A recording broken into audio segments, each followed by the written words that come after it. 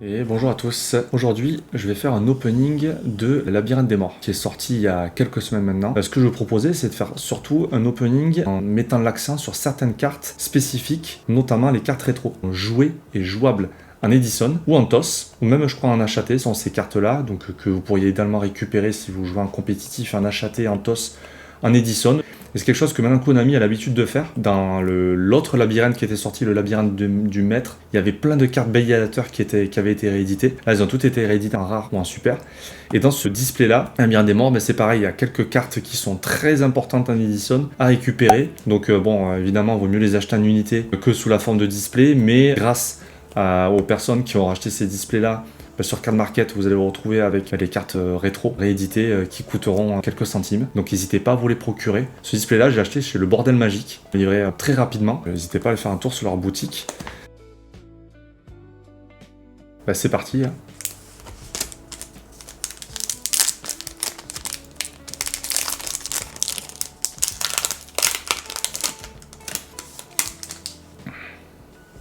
Ah ben voilà, première carte rétro. Du coup, Vampire Aspirante. Alors, carte qui est jouable en TOS. Donc le format de 2019, Yu-Gi-Oh! C'est pas méta à ce moment-là, une fois par tour, mais à chaque fois qu'un zombie, une carte zombie sortira du cimetière et être invoqué spécialement sur le terrain, ça fait piocher. Hop, je la mets là. Première carte rétro, Vampire Aspirante. Alors ça, je la connais pas, je crois pas que c'est... Alors c'est certainement une réédition en TOS. Cancrela volant, carte rétro justement, qui empêche l'adversaire de faire des XYZ. Du coup, elle aurait sa place à achater. Le format était très XYZ. Et Serment solennel, c'est jouable en TOS. Posez dans votre zone magie piège. Invoquer. Alors, c'est la seule carte posée dans votre zone magie piège ou lorsqu'un monstre va être invoqué ou qu'une carte magie piège ou un effet de monstre est activé, payez 3000, annulez l'invocation et l'activation et si vous le faites, détruisez la carte. Ok, donc c'est un combo entre avertissement divin, jugement solennel et assaut solennel. Donc payez 3000 points de vie et ça annule tout. Ok, bon, c'est une carte qu'on risque de voir un jour en compétition, c'est assez fort. Par contre, si c'est la seule carte posée dans votre magie piège, ouais, non, ok. C'est assez limité, ils ont fait attention. Et donc c'est un peu moins fort. Ok.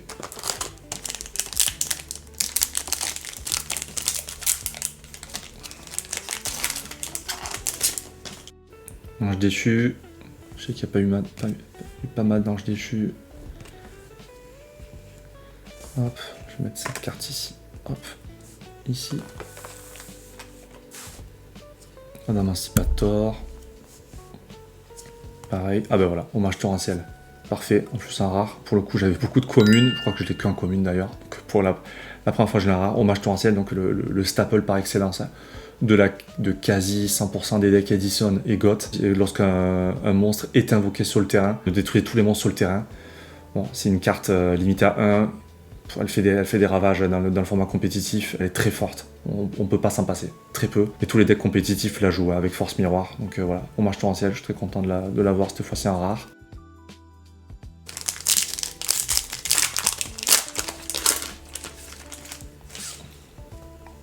Avec Cancrela encore pour le side.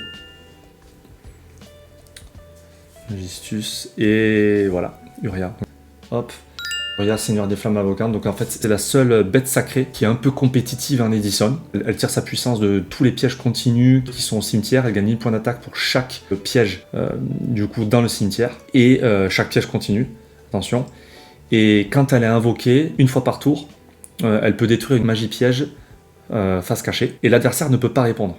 Et comme en Edison, il y a la priorité de l'invocation, tout comme en GOT, on est sûr que quand elle est invoquée, elle va détruire une carte magie piège, et si c'est hommage torrentiel, on ne peut pas la chaîner. Elle arrive, elle fait un petit peu de nettoyage, et en général, elle a déjà bloqué un peu l'adversaire, elle arrive à 4, 5, 6 000 points d'attaque, peut-être même plus. Moi, je l'ai vu, elle arrivait à 8 000, j'ai déjà vu arriver à 8 000 sur le board. Donc s'il y avait un monstre après un attaque, elle va taper dessus. En général, on va y taper une fois qu'on est sûr de pouvoir taper, donc voilà, ça peut faire mal. Donc je suis très content de l'avoir. Pour le coup, je l'avais pas, Uria. Dedans, c'est pas la collector, j'espère l'avoir. La Starlight, je crois que c'est une Starlight, l'autre version d'ailleurs, l'art alternatif. Mais voilà, donc Uria, très content. Et ben voilà, Heal Blood, elle est jouable en Edison. Elle n'est pas trop jouée parce que son effet qui fait que quand elle disparaît, elle amène aussi avec elle les zombies qu'elle a invoqués au cimetière. Donc ça c'est un peu dommage. On peut l'invoquer avec Tortue Pyramide, on peut la chercher avec Zombie Gobelin. Donc c'est une carte qui est forte mais qui est très fragile. Tout le fait qu'elle n'est pas jouée, qui a mieux à la place, à vérifier. Hop. Maintenant je l'ai su, je passe. Griffe de Noël, alors celle-là, elle existe au format TOS. Alors elle n'était pas jouée à l'époque parce qu'on jouait des kaiju invoqués spécialement en défense, c'est pas en attaque. Elle est de niveau 6, donc pour éviter de donner un monstre, on sait jamais, à l'adversaire d'un certain niveau. Mais bon, comme on était en MR4 en TOS, en général les gens ils faisaient plus des liens plutôt que des XYZ. D'où le fait que les gens privilégiaient quand même les kaiju. Mais on pouvait l'avoir, voilà. Bon, pareil, c'était une carte qui était... c'est cool qu'elle ait été rééditée, moi je l'avais pas. Je la mets là quand même, c'est jouable en TOS. Hop.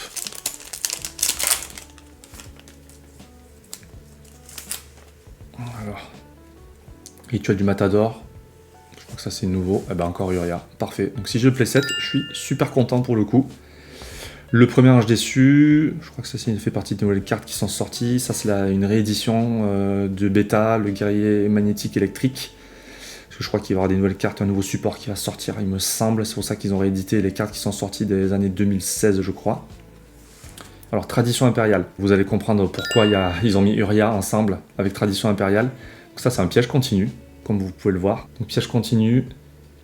Et son effet, tous les pièges face recto, sauf cette carte-là, ne peuvent pas être détruits.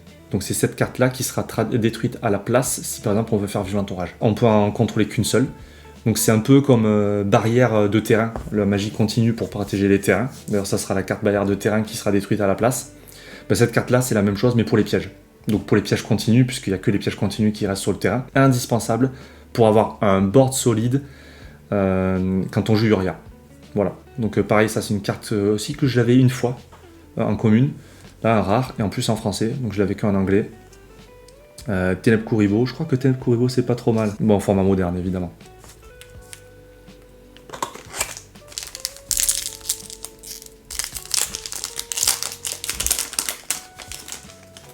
Hop. Alors, Rébellion, je passe. Ça, monstre normal, à mon avis, c'est nul. Alors, Banshee, Monde Nécro. Ça, c'est une carte que j'avais en anglais, en super, du deck zombie, qui est sorti. Donc, pareil, donc ça, c'est jouable en TOS. Ça va avec Vampire Aspirante. Clairement, bah, ça joue ensemble, hein. Donc ça va permettre d'aller tuto le monde des zombies. Et je suis content de l'avoir, mais bon, ça je sais que c'est du moderne, mais je crois que ça va bien avec la grosse citrouille là, j'ai hâte de l'avoir, donc zombie, un de mes archétypes préférés. Donc c'est un des tout premiers lequel j'ai appris à jouer. Ma Edison, Mezuki, Zombie Gobelin, tout ça. Donc voilà, j'ai toujours un petit faible pour les monstres zombies, surtout quand ils sont forts, donc voilà, ça c'est pas trop mal. C'est du moderne. Hop, je passe. Magnétique, et la première ultra, la Légion Immortelle, bah voilà, c'est... hop, je vais quand même les mettre là, les zombies, j'aime bien. La Légion Immortelle, c'est plein de zombies à l'intérieur, derrière, sur le dessin. Hop. Voilà, hop.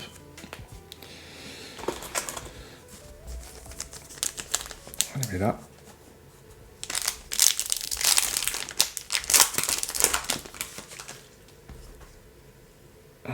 Alors ça, Merce Fourrure, Fourrailleur je crois en anglais.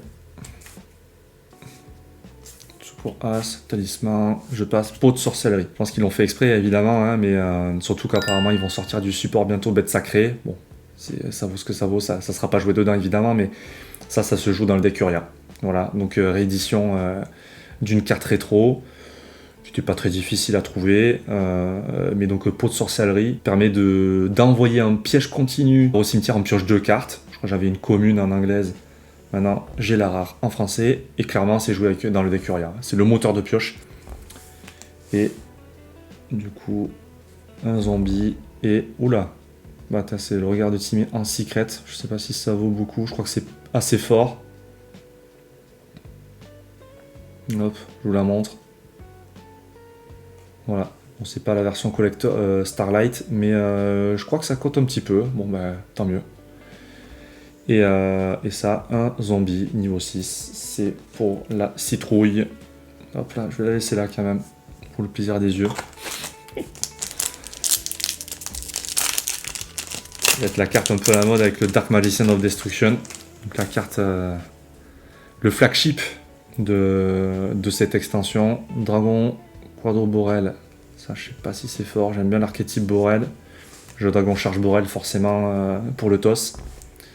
Ça, je crois que c'était fort en Emancipator. Voilà, le monde zombie, forcément. C'est joué en Edison. C'est joué en Edison dans certains sides. Qui jouent terrain et justement pour aller embêter l'adversaire. Donc en général, ceux qui jouent Necro Valley, tout ça, peuvent la jouer x1, parce qu'ils jouent Terraformation et autorisé à 3 en Edison. Donc ça permet d'aller tuto cette carte-là. Clairement, on joue ça contre Frog. Mon arc, c'est fini, il peut plus sacrifier, il peut plus faire de sacrifice. Peut aussi contrôler les machines. Si on a besoin d'aller... s'il faut qu'il y ait des machines dans le cimetière, pas que ça embête tant que ça, mais bon voilà. Bon voilà, je l'avais en commune. Maintenant, je l'ai en rare. Je la mets là. Hop là, le monde zombie. Donc ça, par contre, procurez à vous si vous l'avez pas. x3, vraiment, c'est quelque chose qu'il faut avoir dans sa collection. Et là pour Fantasy Ultime, donc carte de side pour le Genesis. Hop, ça tombe bien, je l'avais pas.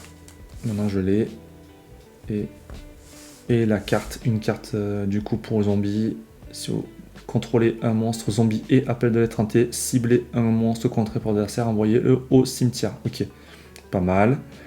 Si vous contrôlez un zombie, vous pouvez bannir cette carte, puis cibler un monstre face recto que vous contrôlez et un monstre face recto contré par l'adversaire, envoyez-le au cimetière. Ouais, ça peut être pas mal. Ça peut être pas mal, quoi. Hop. Je la mets là.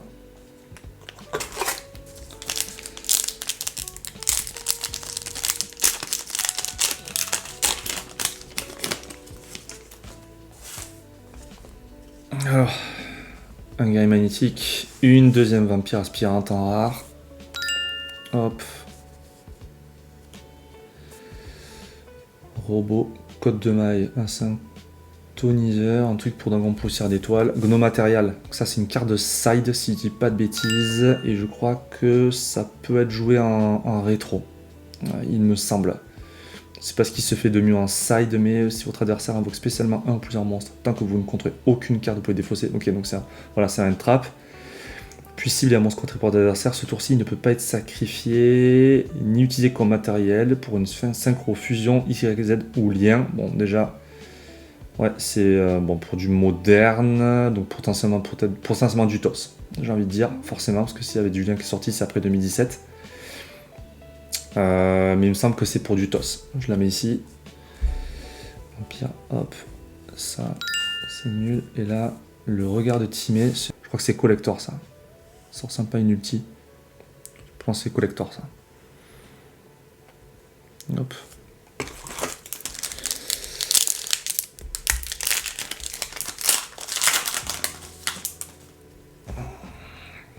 Dragon Fury, Charge Borel.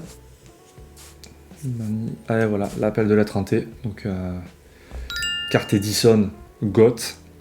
En Goth, plutôt joué. En Edison, joué, pas dans tous les decks, mais dans certains decks, on arrive à envoyer des choses au cimetière ou d'aller les récupérer, typiquement Bête Gladiateur, pour aller chercher tout de suite un bestiary qu'on aurait envoyé au cimetière, ou qui serait retrouvé au cimetière pour aller le rechercher, ou un autre Béliateur, parce qu'il faut avoir des Béliateurs sur le terrain. Limité à 1 quand même en Edison et en Goth. Ça s'est fait complètement délimiter plus tard, mais carte à avoir. Par contre, quand on joue Edison ou Goth, clairement, hop, je la mets là. Le monde des zombies, je l'ai parlé tout à l'heure. L'union des âmes. Et jeune fille amoureuse. Hop. Compteur jeune fille dessus. Hop. Top Eucalyptus. On a du plante. Je passe. Premier âge déçu. Encore hop. Du zombie. Ouais, ok. C'est même pas la peine. C'est injouable. J'en suis sûr. Non, mais bon. Je crois que c'est comme ça que Joey gagne peut-être contre Bronze, il me semble, dans l'animé. Ça c'est une réédition, mais je crois que c'était un peu plus tard. Ouais, c'est pour Rocket, c'est sorti après. Hop. Faucheuse, je le mets là. Un petit zombie. Cœur de Gaïa. Un retrain pour Gaïa, je suppose.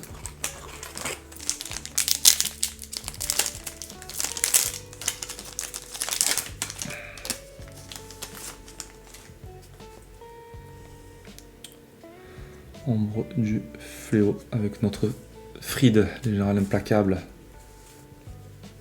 Faucheuse.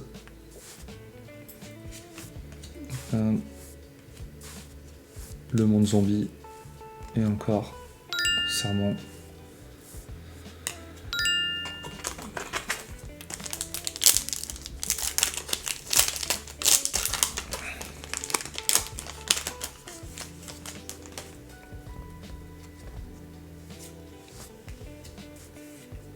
Hommage torrentiel. Donc clairement, cette carte-là, il vous la faut plein de fois, hein, pour éviter de, si vous avez plusieurs decks compétitifs en Edition en GOT, je crois même en achaté, il faut que vous l'ayez plusieurs fois pour éviter de vous la balader entre plusieurs decks. Hein. Hop. Le simple triple. Hop. Le piège pour les zombies.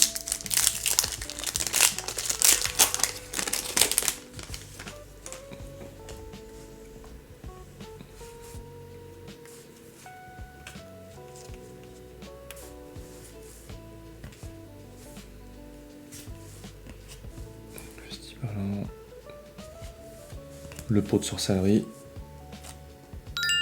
Ah oui. Ça, je crois que c'était dans GX.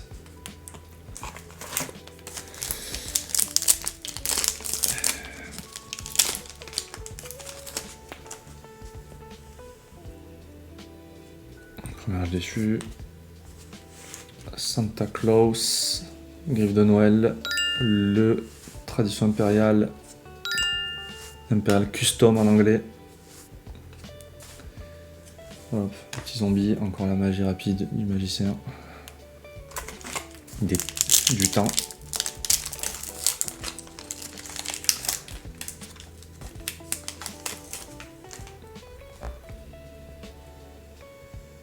Ah, là je vois une petite fusion là. On va voir c'est quoi. Est-ce que c'est le Dark Magician of Destruction?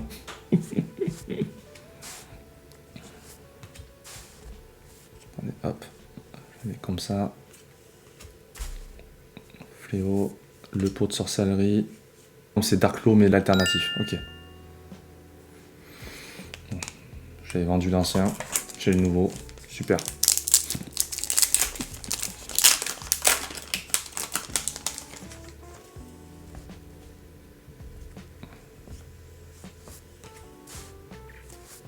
Hop, le cancre là au volant. Ah bah tiens. Ah oui, ça c'est... Est-ce que c'est celle-là? Comme ça c'est l'ancienne ça je crois. Le château des illusions. Ouais, donc ça c'est la... C'est la toute première celle-là. Donc ça c'est vraiment... C'était pour la... C'est pour la collecte quoi. C'est injouable. Le château des illusions. Dans le dessin animé, c'était Château des illusions. Je crois que c'est le truc qui tombe comme ça là. Et c'est comme ça que Yugi gagne son match, hein, en faisant tomber une carte sur le terrain quoi. Hop. Sacré Yugi. Hop. Ah. Attends, ça c'est... Ah oui, ça c'est... L'ange déçu condamné, celle qu'on voit sur la couronne interdite.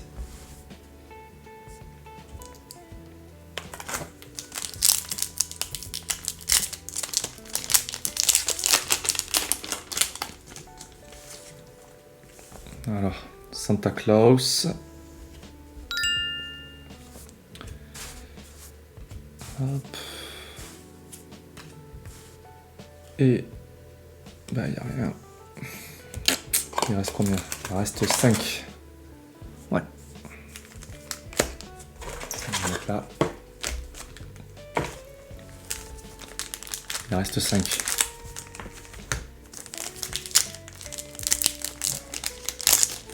Bon, 2 regards de Timé. pouvoir se vendre. Hein.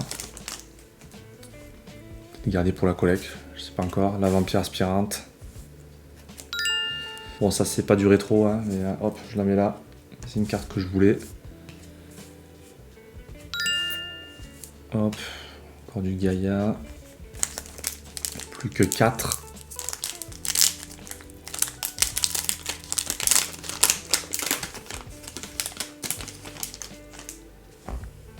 Hommage. Comme ça, j'en aurai des hommages. 3 hommages. Pour elle. Le Saint-Putride. Hop. Et le Ténèbres Kuriboh.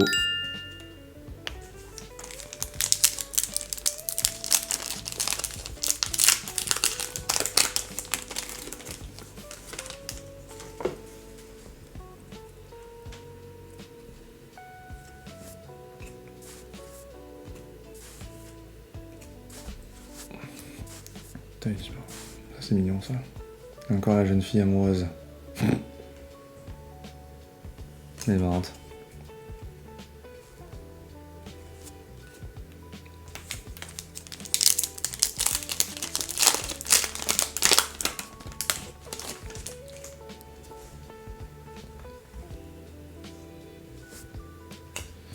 Et la deuxième Shang-Chi, l'agrégateur mirologique, j'en voulais un.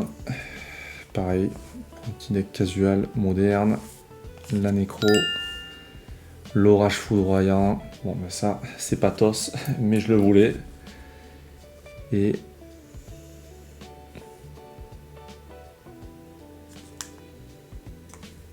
Hop.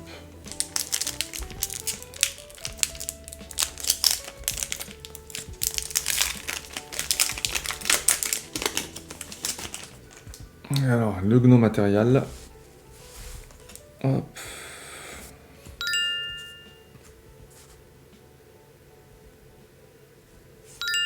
L'agrégateur pour la fin. Le cancrelat. Et voilà.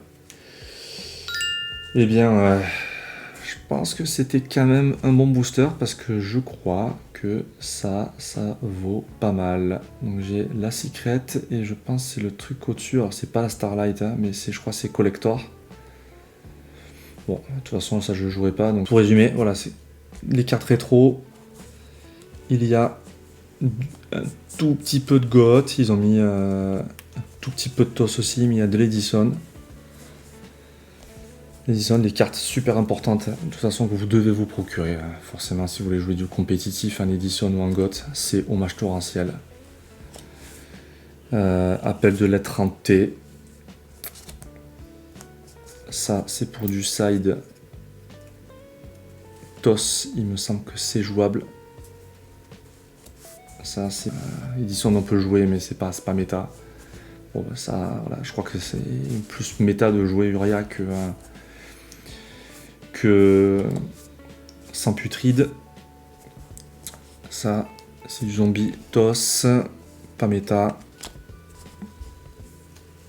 Et le monde des zombies, le monde zombie, super importante à récupérer pour l'Edison, ça peut servir dans certains decks.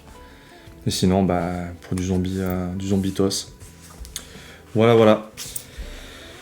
Bah écoutez, si vous avez aimé cet opening orienté cartes rétro, à quoi servent certaines cartes rétro, pourquoi elles sont présentes, comment on peut les jouer, leur importance, n'hésitez pas à me le dire en commentaire. C'est mon tout premier opening que je fais, tout n'est pas encore parfait dans la manière d'ouvrir et de présenter les cartes, mais ça je vais clairement m'améliorer dessus. Je ne ferai pas d'opening juste pour ouvrir les cartes, donc certaines cartes je vais passer dessus quand elles sont pas rétro. Par contre, je mettrai l'accent sur toutes les cartes rétro, donc du format TOS, HAT, Goth et Edison. Je mettrai la lumière dessus. Si vous voulez voir plus de choses de ce style-là, n'hésitez pas à me le dire, à liker la vidéo, et sinon, je vous dis à la prochaine.